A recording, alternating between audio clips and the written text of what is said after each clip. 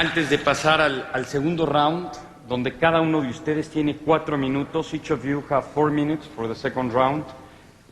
Y quieranlo, piénsenlo, ¿habrá un propósito en la vida? ¿Realmente hay evidencia de lo que hay después de la vida o no? Esto es un gran tema, les pido un fuerte aplauso para todos y pasamos al segundo round. Rabbi, welcome, 4 minutes. Reloj 4 minutos. Okay, let's make this more of a debate so we begin responding to each other. Sam Harris and Daniel Dennett Sam said that religion is a vestige of the past and let's finally dismiss this superstition. And then Daniel Dennett said we could have morality without religion.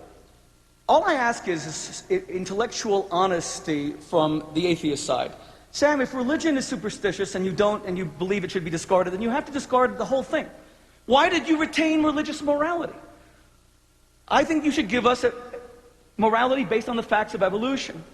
At least, to be honest, Nietzsche and Hitler were honest in that regard. Hitler was an evolutionist. This is what Sir Arthur Keith, the greatest evolutionist in Britain, said about Hitler. He said, to see evolutionary measures being applied vigorously to a great nation, we see Hitler devoutly convinced that evolution produced the only basis for national policy. This is why he pursued with organized slaughter so that his race could survive. I'm not saying evolution must lead to this. I'm simply saying that the idea of no, I'm not. It's not me. Excuse me. This is Sir Arthur Keith, who was the greatest evolutionist in Britain, a very moral man. He made the analogy. I'm simply reading it. And I said there's no connection, but he made the connection. All I'm saying is don't give us religious morality. Now, Christopher Hitchens, you said, let's not be gloomy. Let's love each other. Love each other?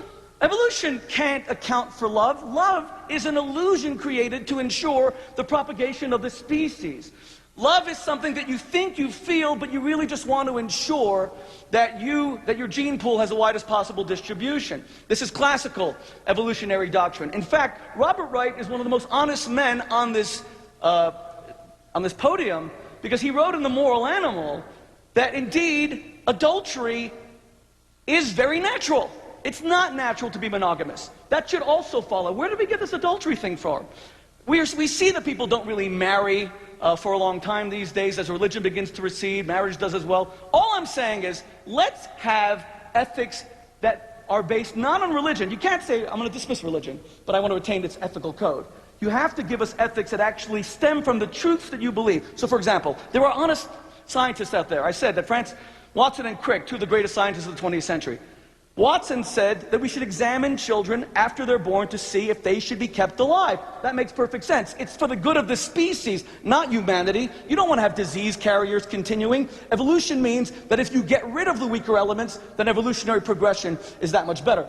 Watson himself said, 1994, you may remember this, that Africa has no hope because blacks are not as smart as whites. He had to resign his position after saying that. But again, this is classical evolutionary doctrine. Darwin said it. Thomas Huxley famously said that blacks are the missing link between whites and primates.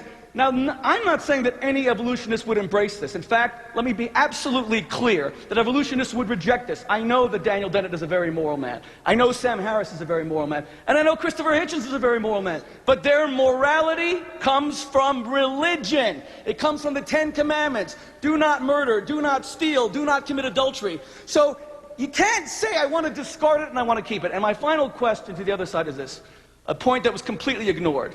Since the evolution of the first molecule of life has been calculated at 1 to the 242nd power, and since Julian Huxley said that the evolution of a horse would be a number of 1 with 3 million zeros after it, I simply ask, does that at least involve an element of faith, any faith at all, that it actually happened, or do you regard it as absolute conclusive fact?